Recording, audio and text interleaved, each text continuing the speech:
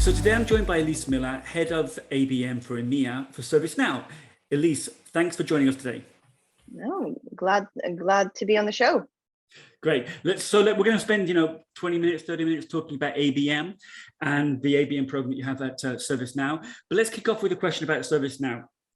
Obviously, ServiceNow has, it's won a number of awards over the course of the last few years for its ABM program. And I saw a figure published for 2019, which is a little while ago now, that quoted $12 million in revenue and $130 million in qualified pipeline, which is very, very impressive.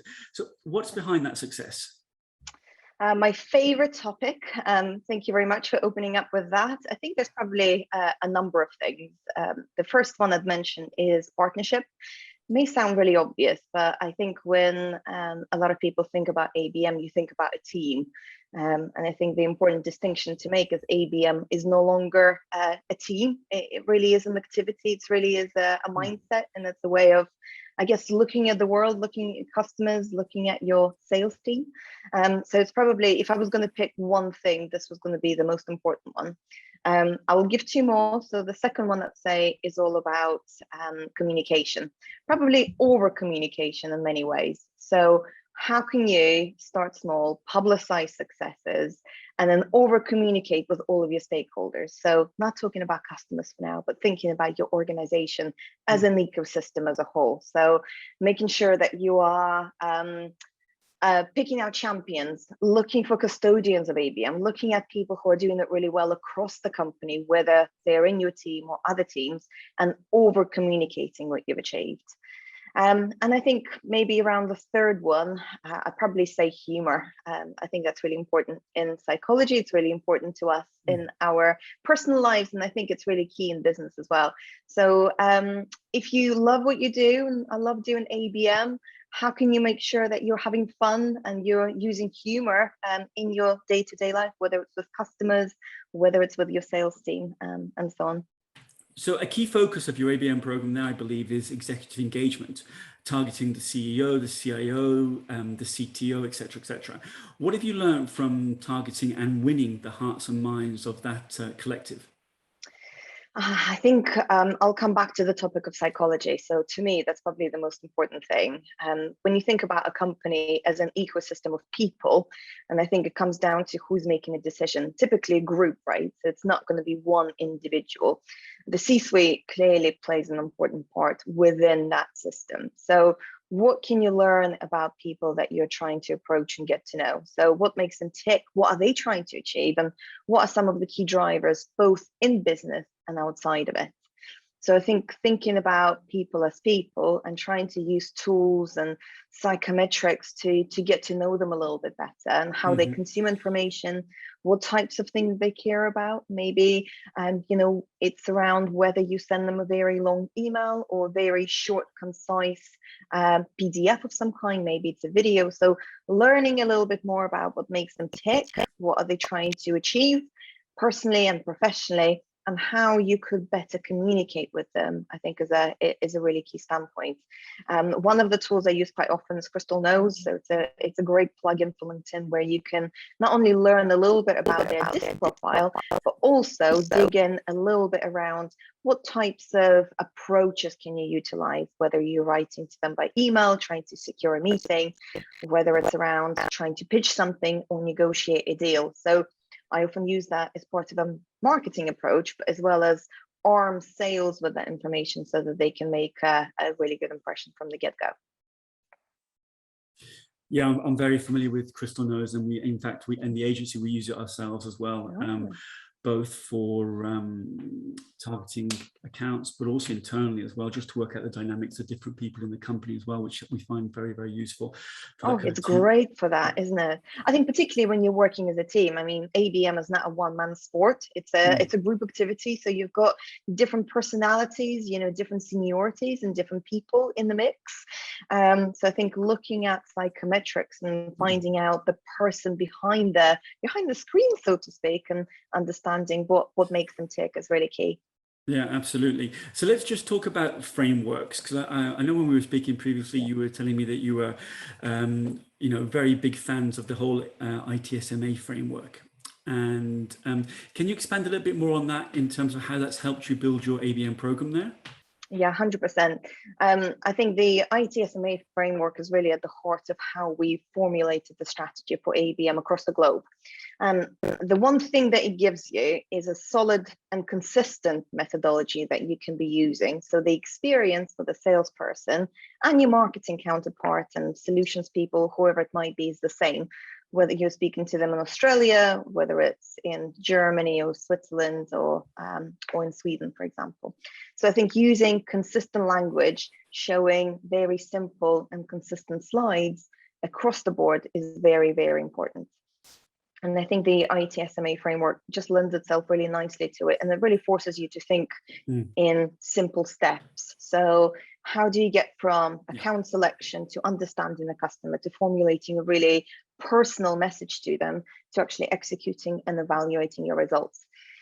One thing I'd say about it is, as any framework, I think there's always going to be elements that you sort of slightly adapt and change for your individual organization, and even for yourself. And one of the things I found for me is around use the framework, but actually be flexible with it. So I think you need to adopt to your environment, to your organization, the people that you're working with. And I think particularly when you're starting out with ABM, so maybe you are running a new piloting an ABM program within your company, or you're working with a new geo or new country or a new sales team, sometimes the rigidity of that framework makes it a little bit difficult and slow. So what I'd probably say is, if you are adopting some of those ABM practices and using the framework, make sure that you're keeping flexible with it. So have a think about what can you do in parallel to that activity. And I think particularly in my head, what can you do to show results really quickly to win hearts and minds of your sales team and really prove what you can do, and then come back to those steps and complete them as you go. Yeah, I think that's very good advice, to actually be flexible, as you said, and to have the framework there, and as you said, also to personalize and to customize it, because you've got your own metrics, you've got your own culture in the company, and it doesn't necessarily, you don't have to be that rigid. I think that's a very, very good approach, Elise. Also, another thing that we were talking about before we started recording was around ServiceNow and where you are in your ABM program. I think you've been doing ABM there for around 4 years or so. Yeah. And one of the key focus for you now is to scale your ABM efforts globally. What have you got planned?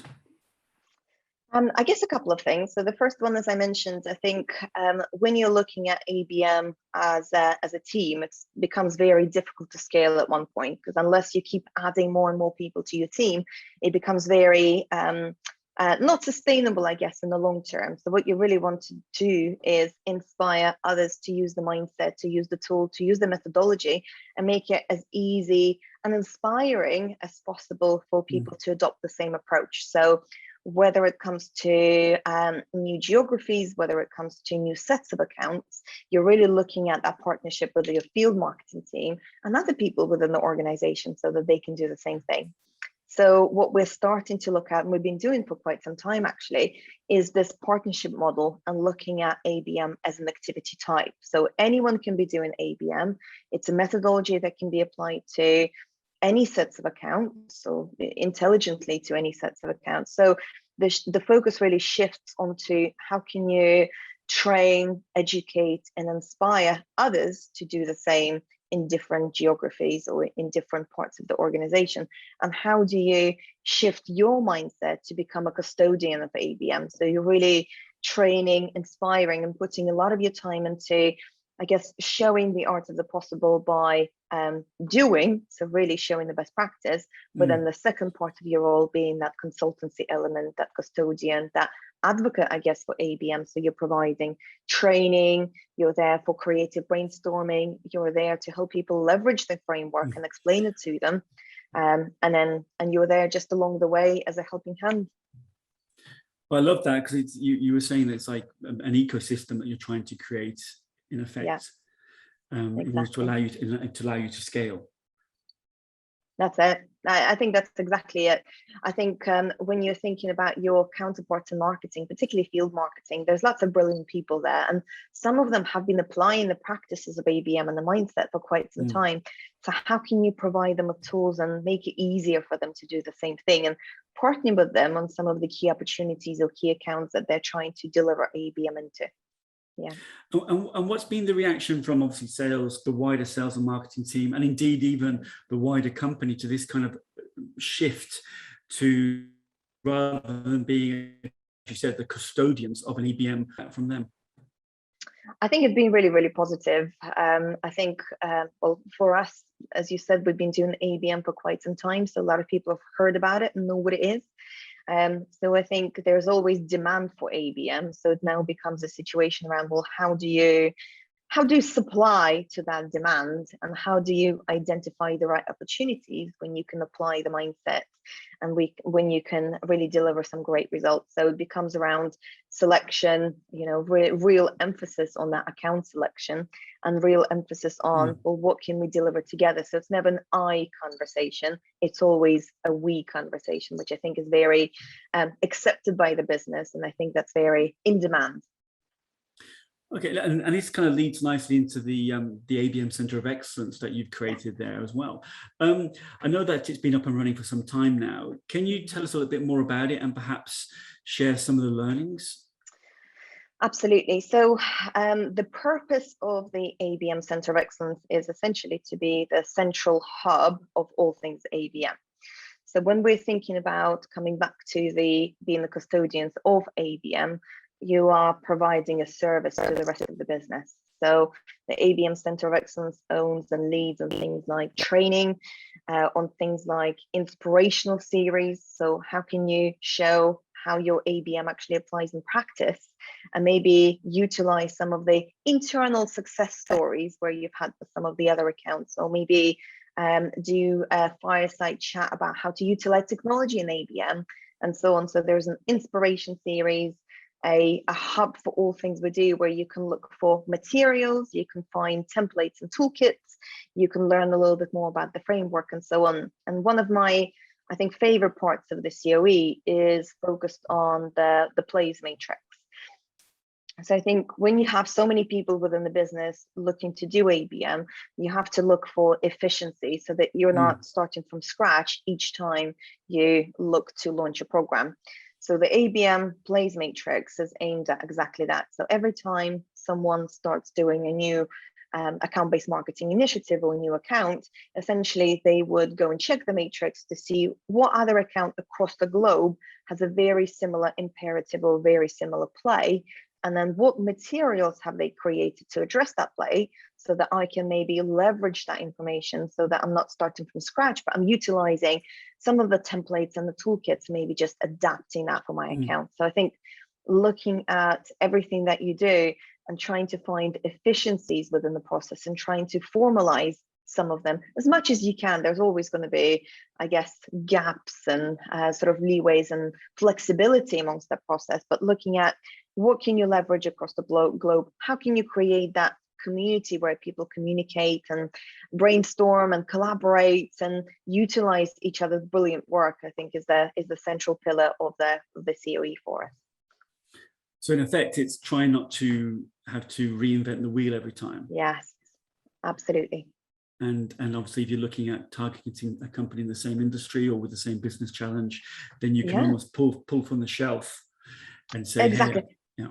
And it doesn't even need to be the same industry. In some cases, you'll find plays and imperative that will span different industries. So it may be just taking something that's been created for pharmaceuticals and then lightly adapting it for manufacturing, for example, where some of the imperatives may be slightly similar, or maybe taking a look and feel of something or a framework of how someone's positioned it and then adapting it for your account. So anything that you can do around creating efficiencies and making it really easy and adaptable.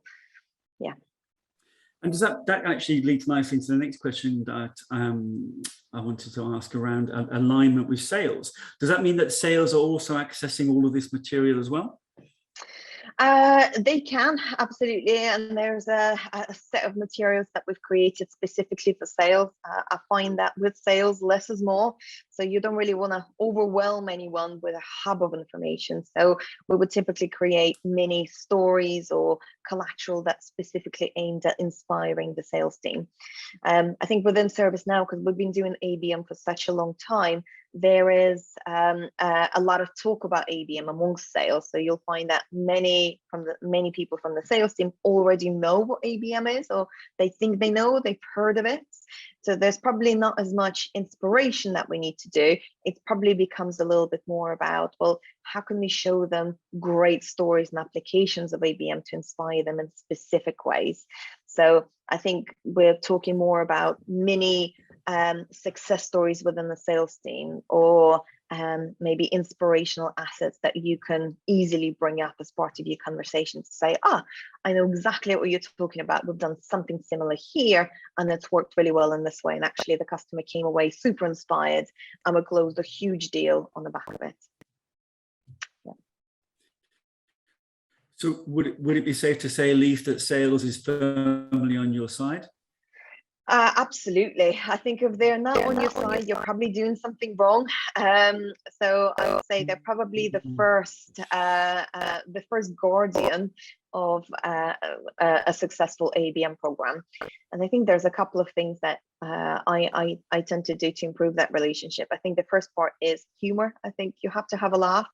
You have to joke with people, and I think you have to bring your authentic self to the table. So if you are a practical joker, if you are light of the party, if you are a certain type of person, I think it is vital that you show it to the team and you really talk to sales on their level. So, and particularly me, I'm not one for hierarchy or sort of very stickler for very traditional ways of working. I think you have to be flexible, and particularly with sales, you have to be on their level. So I think bringing confidence, bringing your authentic self to the table, and working with sales as your counterpart, so you both have something to add, becomes a critical part of any program. And if you can do it from the beginning, you're really on the winning side of ABM. I think that's very, very good advice, actually. Let's just move on to something that we were talking about previously, which was something that grates you, something that you find a little bit annoying, which is this kind of misconception between what ABM is and what custom content is. Tell us a little bit more about this thing that's grating you. It's a bit of a pet peeve of mine, I'd say. So interestingly, as I think ABM has been gaining momentum for a number of years now, and many organizations are trying to do it, there is a point when all of us run into this challenge where ABM, you are a victim of your own success in some ways. So there is this confusion between what is custom content and what is a true ABM program. And I think the differences are quite clear, but actually in the context of when you're operating it, it becomes a little bit more challenging to distinguish. Essentially, the differences are ABM is a program, so it's an activity type that's aligned and centered around the value of the customer. So how are you really putting your best foot forward and aligning with what they're trying to achieve, and then articulating the value of what you can bring to the table to help them solve their challenge. Custom content is a part of that activity. So it's essentially an outcome or an output of that tactic. So custom content is something you do to help you address that problem. And I think sometimes it's a very difficult distinction, just because when you are potentially looking at a piece of custom content, it may feel generic.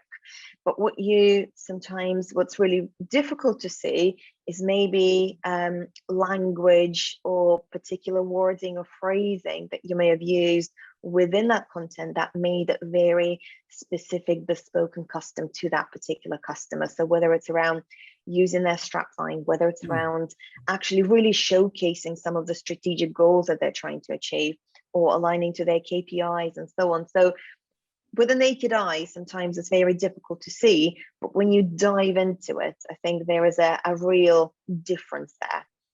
And then the other thing I'd say is custom content is a critical part of ABM. So it's how you address your customer's challenge and how you, I guess, articulate and prepare your position to them.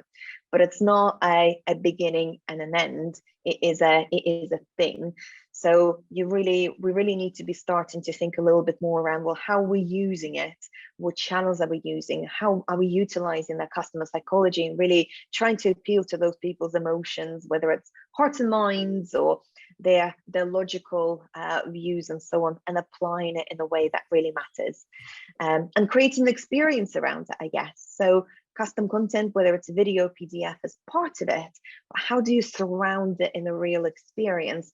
And how do you make it show up in places or areas or channels that are really important to your customer so that it's front of mind and you're able to close that deal or influence a particular opportunity? Okay, I think that's quite clear now for the audience. Talking about differences, there's a lot of talk out there on LinkedIn and other channels around, demand generation and ABM. Where do you see the difference? I think demand generation is a part of your ABM program, and I think it's just one of the channels that you apply to the program as we speak. So if you're looking at the customer life cycle from awareness to loyalty and advocacy and adoption, so demand generation is a part of it, but it's quite an early on part. So I think what we also need to consider and focus on is what happens after that. And I think that's what ABM brings, because it's a longer journey. So once you've created that demand and the customers, considered it, they've purchased your product, what actually happens after that? And sometimes some of the most interesting or the most influential, the most critical work actually takes place after. So how do you make sure that your customer really sees and realizes value and they can articulate it to the business? Assuming that you have a myriad of products and offerings that you can be selling to your customer, your demand generation is an element of it. If they're not seeing the value out of the solutions that they've already purchased, it's going to be very difficult for you to generate additional demand.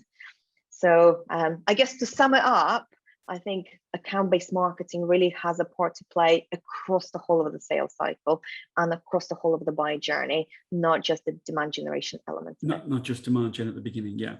Okay. And at the very beginning of the recording here, we talked about psychology. I know that this is a really important part of how you approach ABM, and in fact, you say the most important thing about ABM is actually psychology. Could you expand a little bit more on that for us? Absolutely. And I think it goes back to being your authentic self and appreciating that everyone's an individual and we're all very different. And I think psychology and empathy is a really great concept that you can apply in many ways.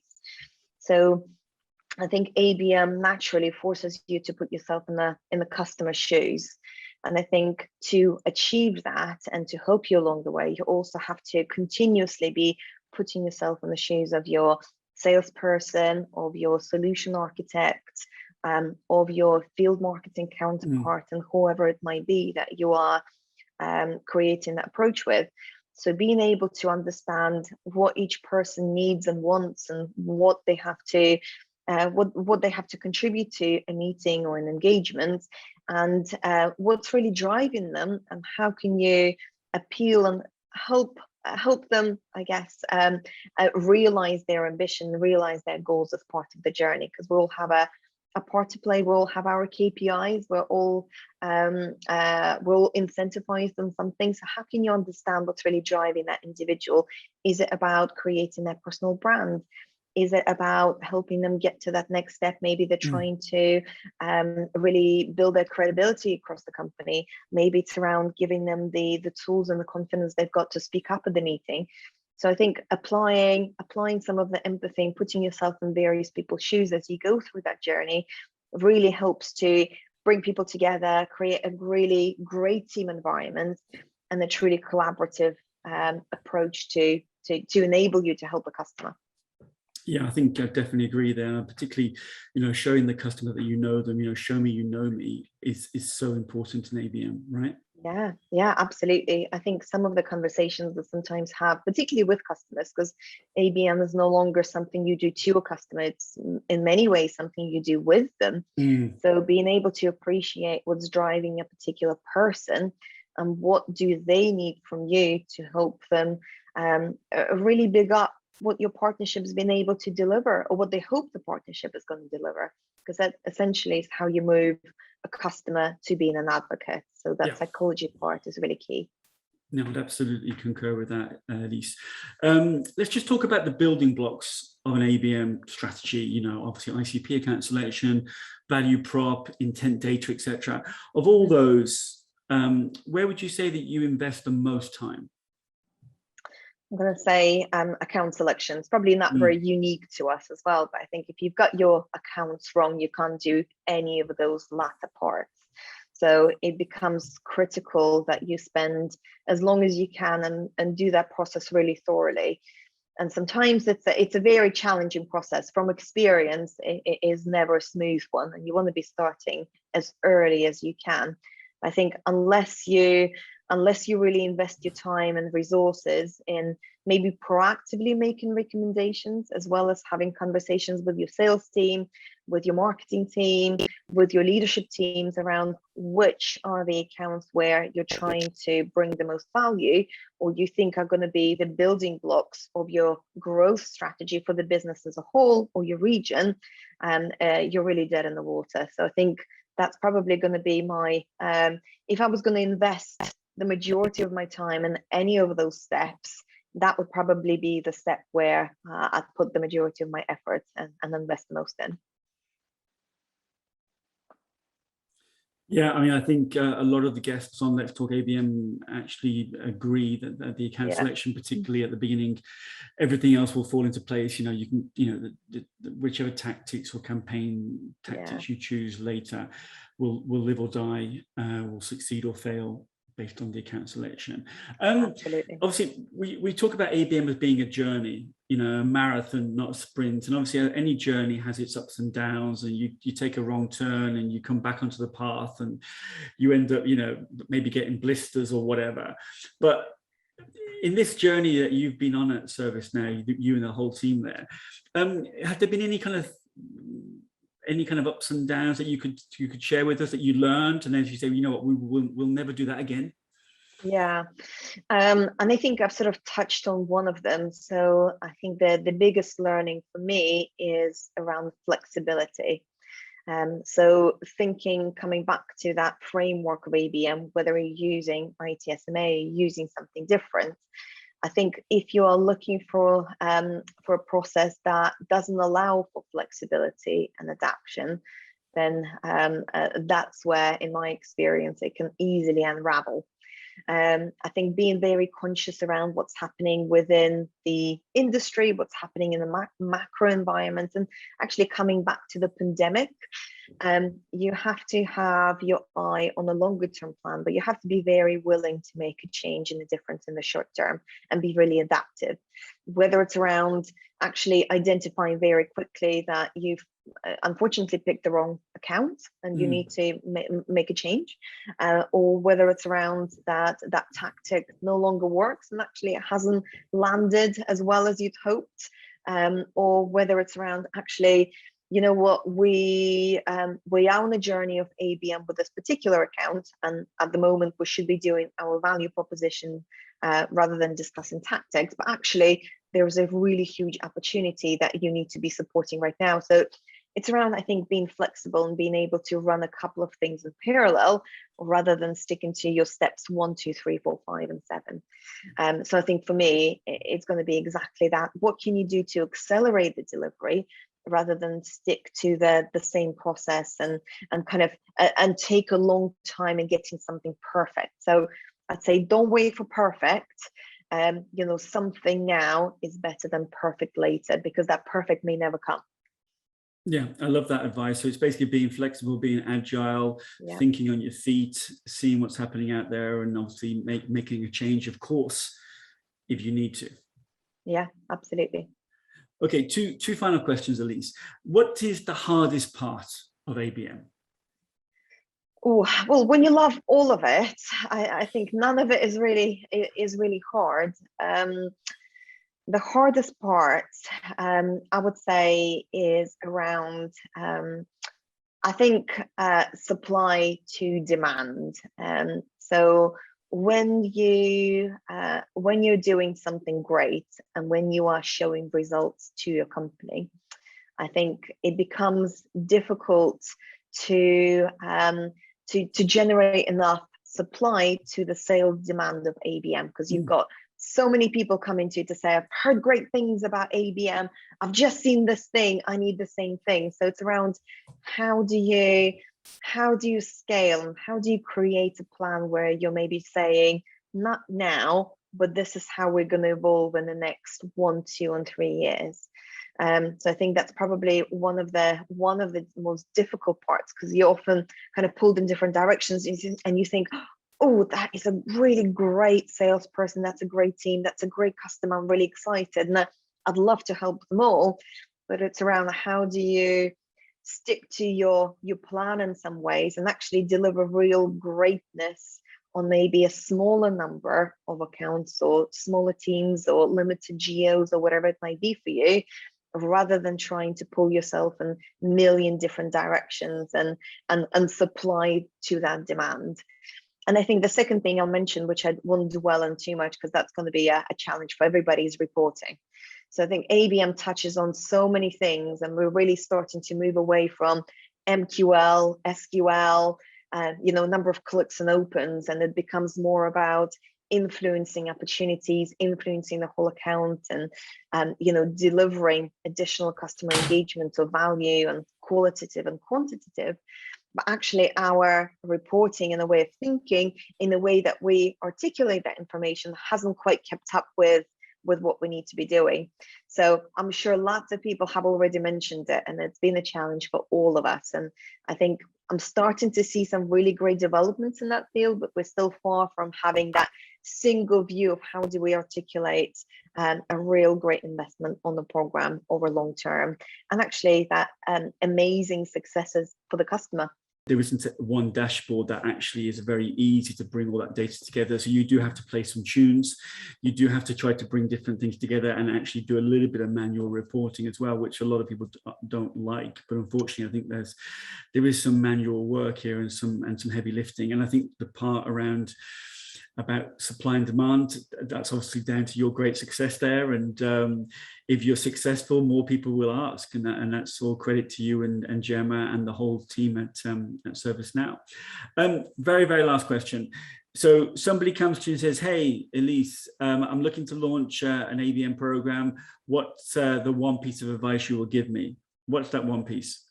So I had this exact conversation with somebody very recently who reached out to me for some advice. My advice is always start small. So don't get pulled into different types of ABM and different directions. So I would start with 1 or 2 one-to-one ABM accounts and really prove your case. Find people that are passionate, that are strategic, that are partnershipy, so that you can work with them and deliver real success, and then create stories in the back of it. So create inspirational materials for other team, over communicate the successes and ask your salespeople to do the same thing. Get quotes from the customer, get quotes from your sales team and your leadership, and go to your business and build a business case for more investment in ABM based on the successes within a small group. I think if you try to start too big, or you're adding lots of complexity with different types of ABM, it becomes a little bit more challenging, and you will have a problem trying to get back to the ABM roots and actually sell the value of one-to-one ABM, because I think that's probably where some of the challenge around is ABM just demand generation comes from. So if you start one-to-one, 1 account, 2 accounts, maybe 3 accounts, pick your team very well, focus on them, deliver real excellence, and then over communicate, you'd be in the best possible position for that investment and for additional, I guess, growth of the team and real success in the future. Great advice, Elise. Great way to finish off this interview. Thank you so much for sharing your ABM journey with us. Fascinating to hear how you've been, so successful with your program, and we wish you all the best for the future. Thank you so much. Thank you for having me.